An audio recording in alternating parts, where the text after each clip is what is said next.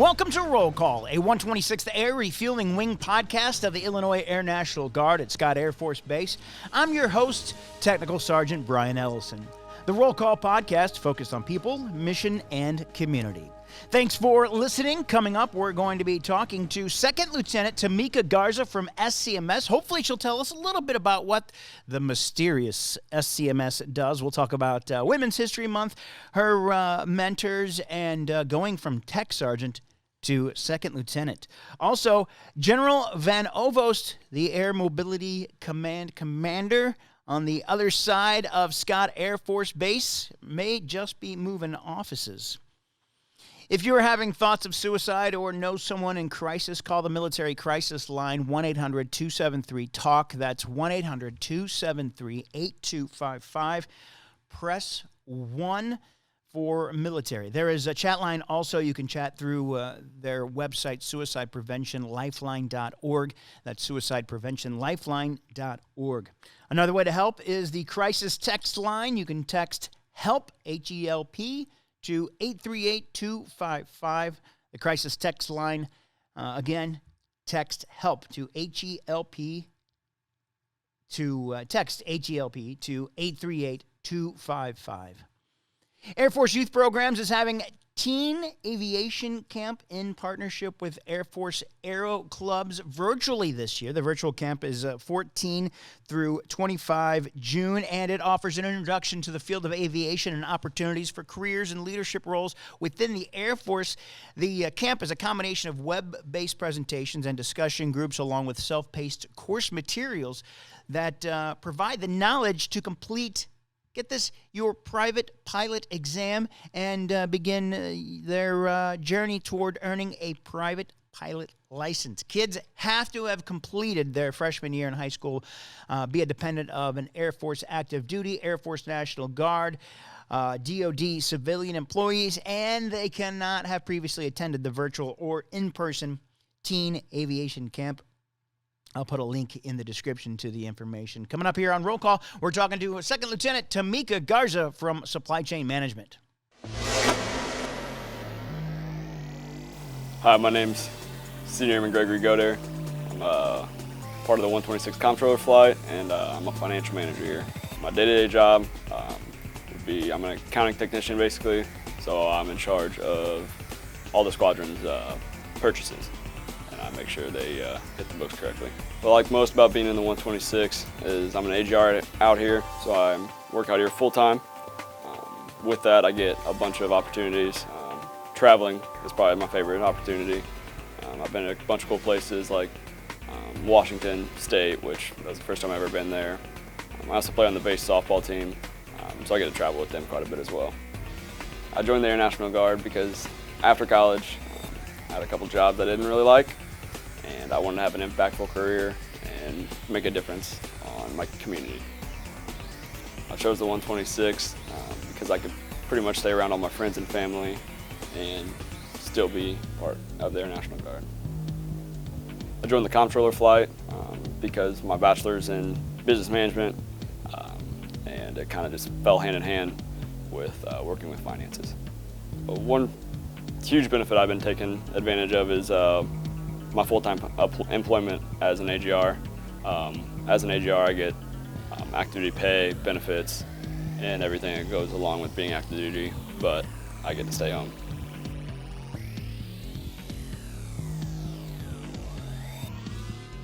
Hi, we are the 126 recruiting team. I'm Master Sergeant Heather Wilde, recruiting flight chief.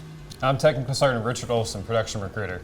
To learn more about career training with the 126, give us a call at 618-222-5701. But wait, there's more.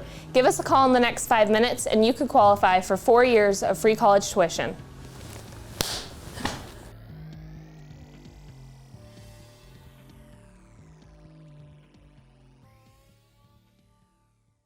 We're joined today by Second Lieutenant Tameka Garza from the Supply Chain Management Squadron. Now, ma'am, before we get into the secret cabal of SCMS, I have to ask you, have you checked your new the uniform on your pocket? There's a third button right here. There's a third button on each pocket. Yes. What is that for? It is for when your thighs get bigger. Oh, well, there you go. Now we know, and it's been answered. Thanks for joining us today, ma'am. What do you do? What is the supply chain management? Let me ask you that first. We are a total force integrated organization where we work with active duty people, civilians, and even some reservists. And we're all there doing some enterprise level stuff for supply and logistics. So we have trans over there, we have supply folks, and really we have like a wide range of operations globally. I still don't understand it, but okay. Yes. We're going to talk to, actually, Colonel Courier, Chief Stewart's going to come on and tell us more about SCMS, because you guys have some changes coming on over there as well. So they'll tell us more about the secret cabal that is SCMS. Stay tuned. So what do you do at SCMS? I work in repair network management, and basically it's fairly new, and supply folks collaborate with maintenance people, and we are reducing repair times. So right now the repair time is kind of like 45 to 50 days at the depot. So these repairable assets are being delayed. So right now we've reduced that time by sending them to repair facilities and back shops that are kind of just actually repairing the end item itself and not the whole assembly. And it's just reducing a lot of cost and time for maintainers. So is that for, what exactly are you focused on one piece of equipment, or are you focused on different pieces of equipment over there? So we're focused on the repairable equipment, and a cool fact about that is usually we have an item called XF3 items that usually just go straight to the trash. Well, now we find a way to repair those items at this repair facility, and so that's like avoided so much cost gone down the drain. How do you oversee something like that? What's my role in all of this? Yeah, what's your role in all that? My role is honestly to set up these meetings with the higher beings, the generals and colonels, and software engineers, because we're working on optimization tools. So I'm a part of different projects like that to move this further and grow this network, because it's really catching on. It's a really big deal that we're avoiding so much cost wasted on repairing these end items. Because what they're doing is, instead of repairing the end item, they're sending them to depot, and they're like repairing a bigger assembly.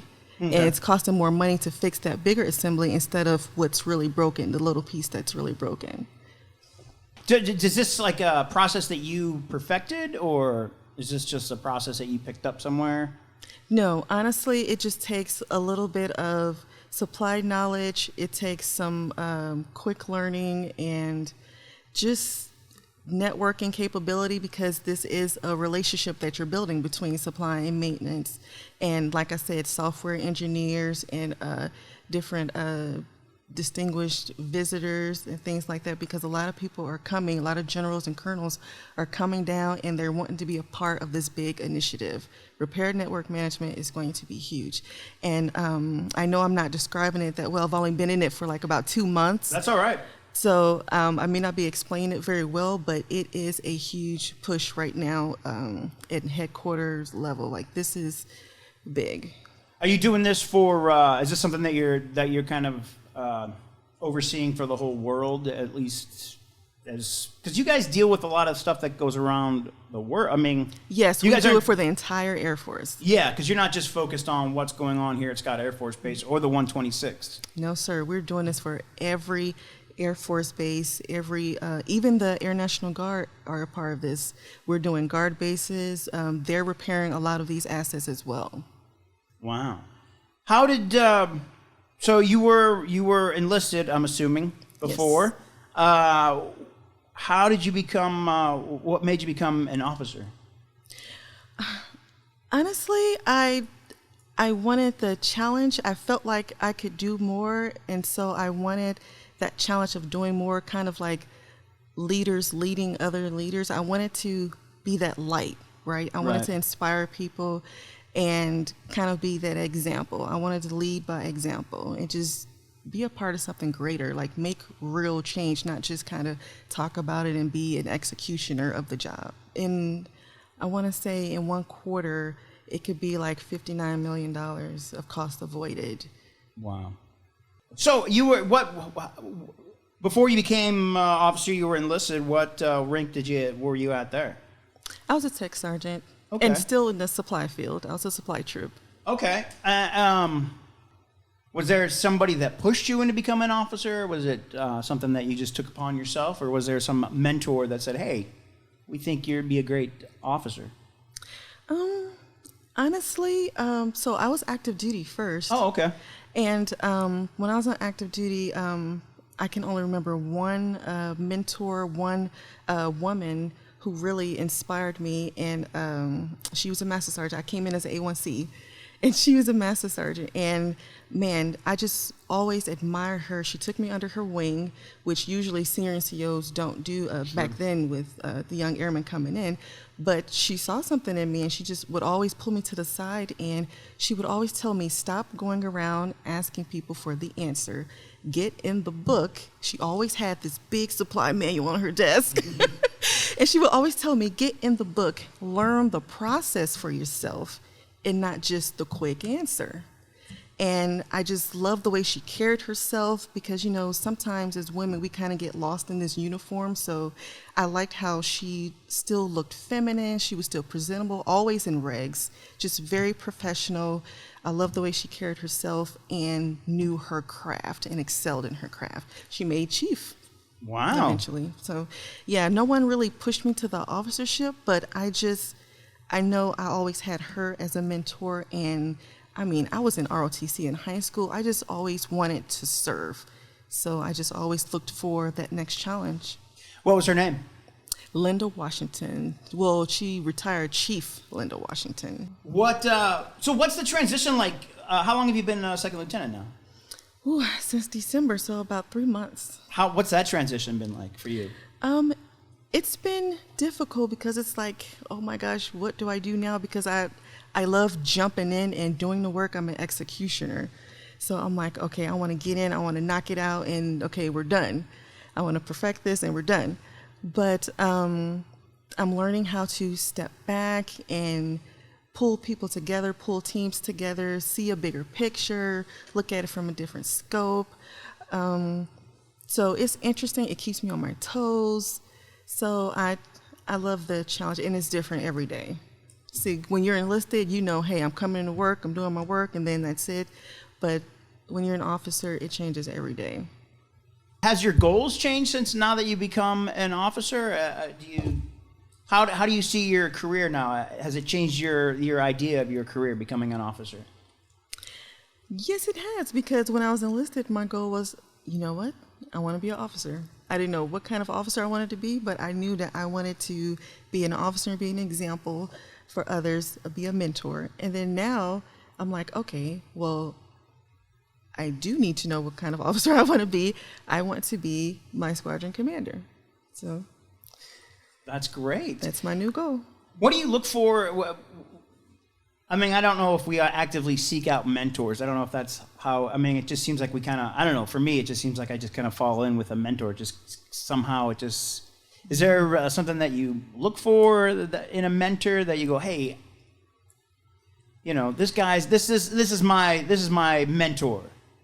Yes, honestly, it's someone who you feel comfortable with, because your dreams, your aspirations, like your vision of where you want to go in life, that's kind of your baby. That's kind of personal. So it has to be someone that you're willing to share that with, and they're able to pour into you. So it can't be someone where you look at them and you say, you know what, they don't even have their self together. Like, so it has to be someone where you see that, okay, they're really taking care of business. I like the way they're doing that, and so I inspire to align myself with them. You were talking about you were a supply troop before. Were you at SCMS before, or were you at LRS? Yes, sir, I was. When I joined the Air National Guard, I actually joined into the 126 SCMS. Wow. What made you join the 126th? Honestly, because I liked that it was here at Scott. I wasn't too familiar with the Guard because I had just got off active duty and went to college full time. And I was in Carbondale, so it was close by. And it was something I was familiar with because, like I said, it's here at an active duty base. So I was kind of familiar with it. I was comfortable with it. I was a supply troop when I was on active duty. Oh, okay. So the chips just fell in line. What did you study at Carbondale? Information system technology. Hey, that's got to help this job that you have right now, right? I mean, just being able to...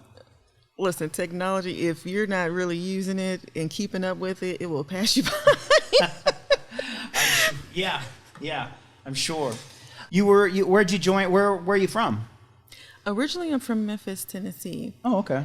But I, like I said, I joined active duty in St. Louis, right across the river, because my mom lived here. Oh, okay.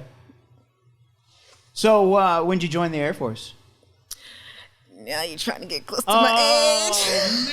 I joined the Army in 1992. Okay, it was after that. Okay. See? Okay, so that's fine. How long did you spend in the active Air Force? 6.5 years. I got out to pursue education full time. I was deploying a lot. This was back when we had set AEFs and we were deploying like every other year. I was having children and I was like, you know what? I really need to knock out this degree because once again, the goal was always to be an officer. So you joined the National Guard. What made you join the National Guard? I mean, was there not the reason? Because I guess we don't hear that much about the National Guard when we're active. You hear mostly about the reserves and things like that.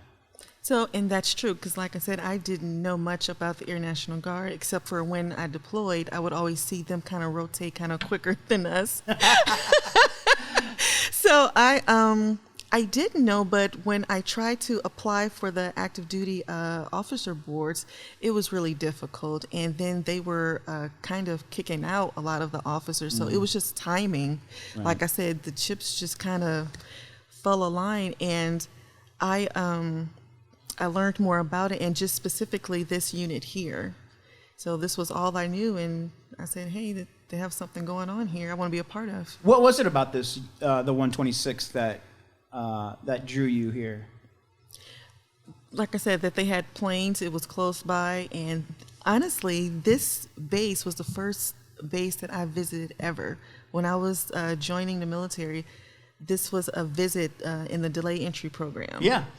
Scott Air Force Base. So it was just, all the signs were there. It was like, go to Scott, go to the 126. Yeah, it's strange.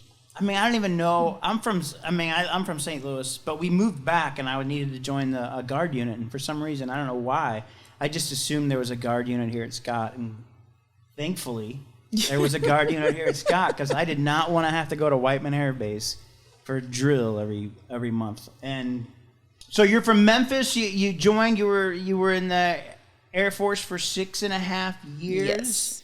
What's been your thought on the new hairstyle changes? How's that? What's that been like for you? How do you see your? When I first saw it, I'm like, I don't know about that. I'm so brainwashed, you know? And then I was like, you know what? As a leader, I'm going to make sure that I understand this reg, and I'm going to lead by example, because a lot of times we read regs, but we don't really interpret it the same as others. And so I said that I was going to be an example. I have my ponytail in right now. That's awesome. And so people can look at me and say, you know what, that's how you wear the ponytail. It still looks professional. So just leading by example like I wanted to. It's Women's History Month. You talked about that chief. Who are some other women that maybe have influenced you in the military? Honestly, she was the only one. When I was coming through, there wasn't many women in my units that I really looked up to. But here in the Air National Guard at the 126, honestly, Chief Stewart, as a matter of fact, there's a tradition with officers, your first salute with an enlisted person. She was my first salute because she was always kind of hard on us, like that motherly tough love. And so I kind of I don't know, respected that and liked that about her, that toughness and that push, because sometimes we need that. And so I liked how she pushed me, and so I looked up to her. Is there something that, I don't know, fellow or women officers can do to help improve the, I don't know, what am I trying to say? Just to help improve the women's roles in the military? I mean, it just seems so old-fashioned to even say that, but it still seems like you still see an issue with women in the military, maybe getting respect and being respected. Do you see that, or do you see less? Are you seeing less of that? Honestly, I can't speak to that because I've never experienced that. The only thing I can speak to is representation, and I love how Major Lubeck had invited the women officers of the wing together, and when we looked around the room, I want to say maybe it was 12 of us, and I was like, wow, such a small number, but things like that mentorship program, that's what's going to help us getting out there and just representing, showing what we do, maybe going around to the different units and showing that we are here and we're making an impact in the wing, and to encourage young women that desire to be an officer but may not have that encouragement, have that push to say, hey, you can do it too, and we will help you do it. What can men do differently to help lead female troops? Is there something we can do differently? I don't know. I guess I'm just kind of thinking out loud. Maybe, do you have any thoughts on that, or is it something like that you wished you would have had when you were an enlisted troop in Kadena, or even here at Scott? Honestly, I don't think that there's something that men can literally do, except for just keep the door open, continue to have these conversations like these podcasts, like I said, these mentorship programs, and just keep the conversation going and keep the doors open, because we're coming. There's going to be more. That's great. It's a great, I mean, just talking about it, I think is a great idea. Just because I often because I push my daughter. I don't push her that hard, but at the same time, we push her and we try to make her understand why we are pushing her.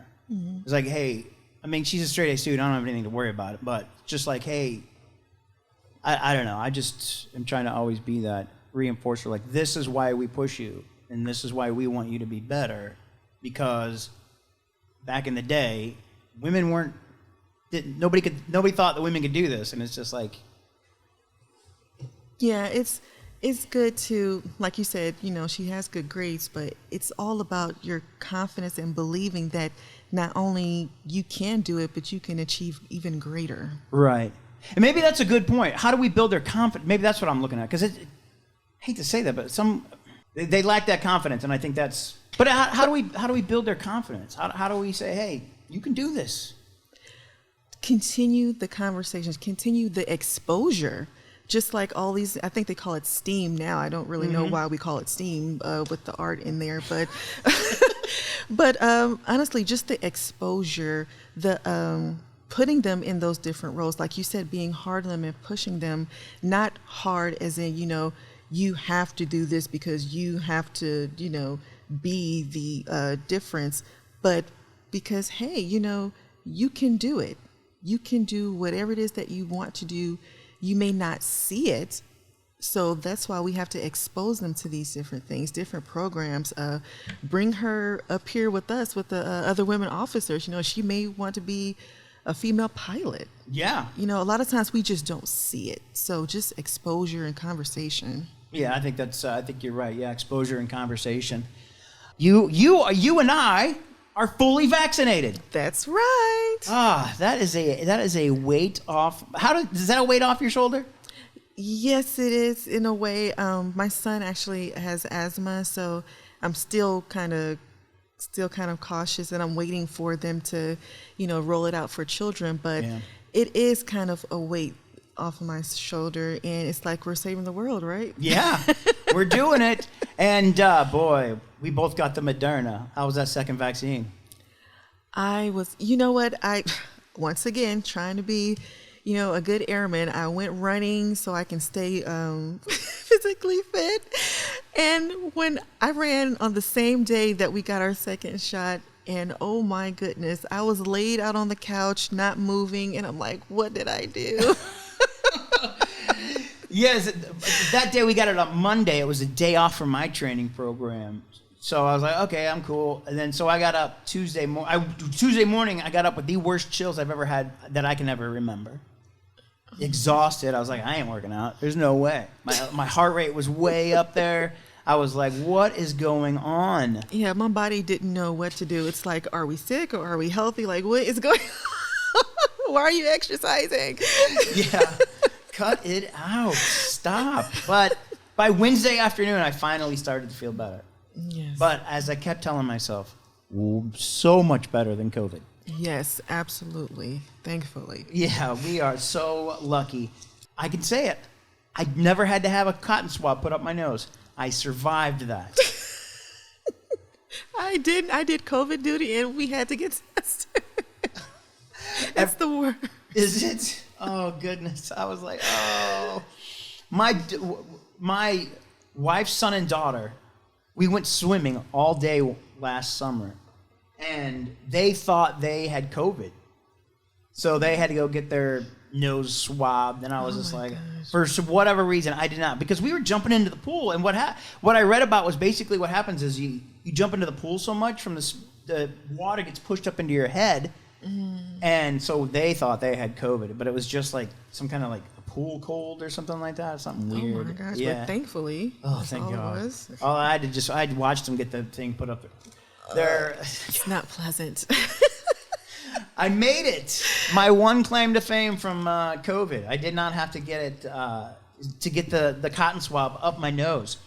What do you hope to represent to your daughters?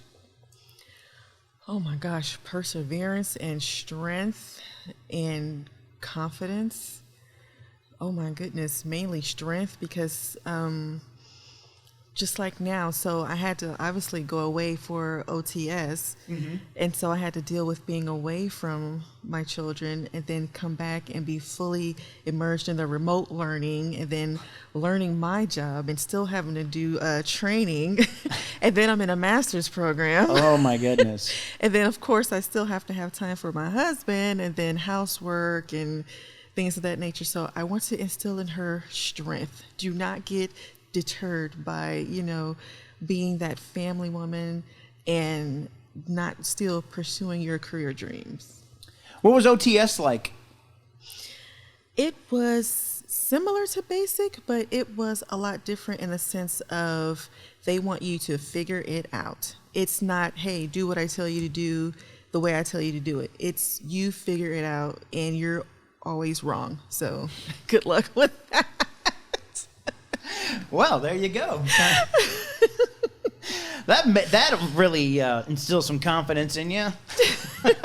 But now that it's over, I can look back and say, oh, that was a great experience. But going through it, it's like, what have I done? How long is OTS? It's 8 weeks, and it's ever changing. They're still trying to figure it out. But yes, it is 8 long weeks.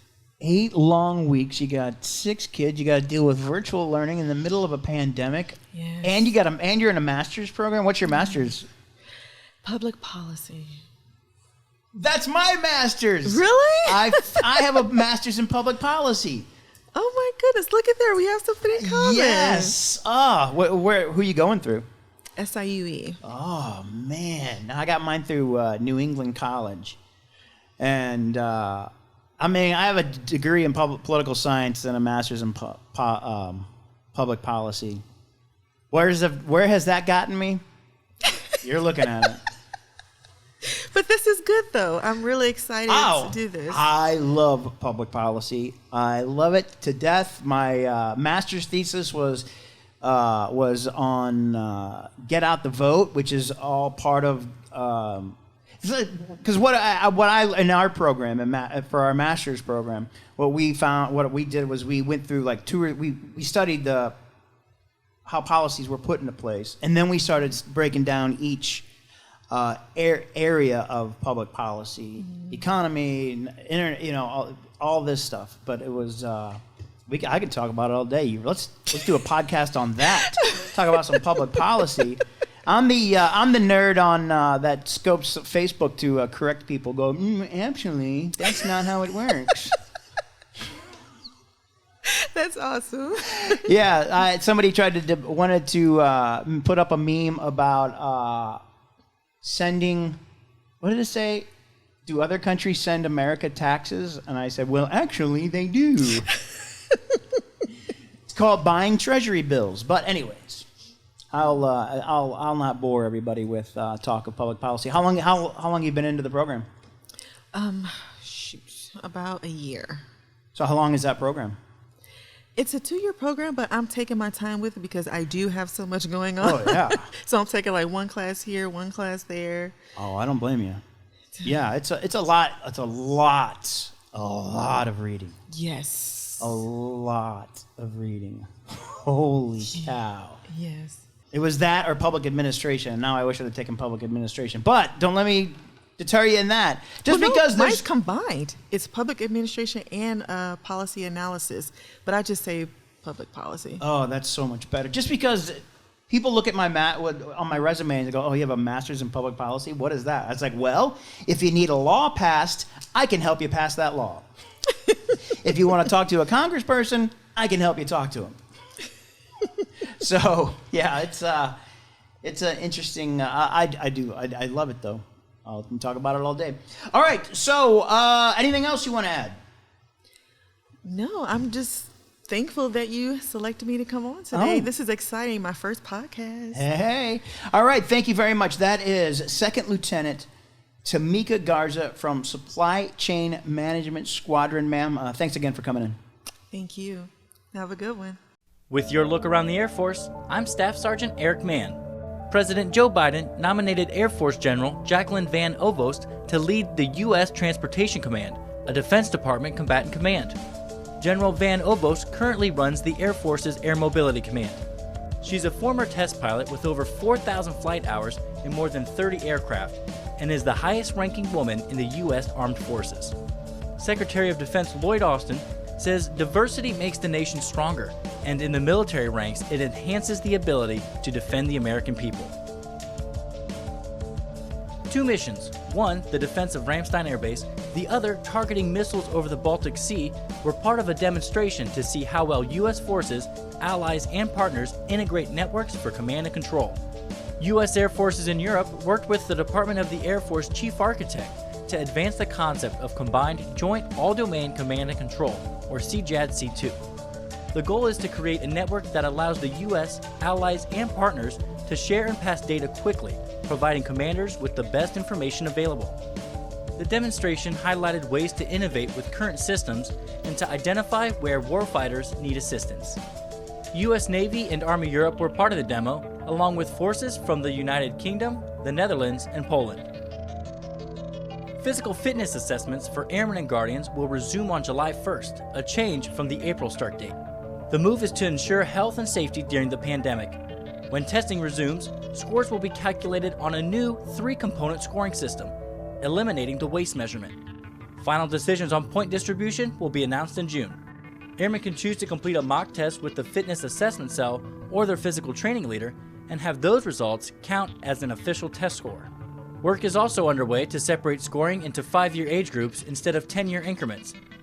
And that's your look around the Air Force. The Advanced Distributed Learning Service, that's ADLS to the kids, is going away, according to the Air Force News Service. It's going to be called myLearning. The digital platform is coming to the Air Force portal beginning March 18th. The ADLS website will be inaccessible to users March 26th. I'll put a link in the description so you can read the whole story. You can find all of our links on Linktree. That's linktr.ee / 126ARW. If you're watching on Facebook or YouTube, you can also download this on your favorite podcast app. If you want to pass on some information to us here, you can email roll call at 126.arw.pa.mm.org@us.af.mil. Thanks for listening to Roll Call, a 126th Air Refueling Wing podcast focused on people, mission, and community. I'm Tech Sergeant Brian Ellison.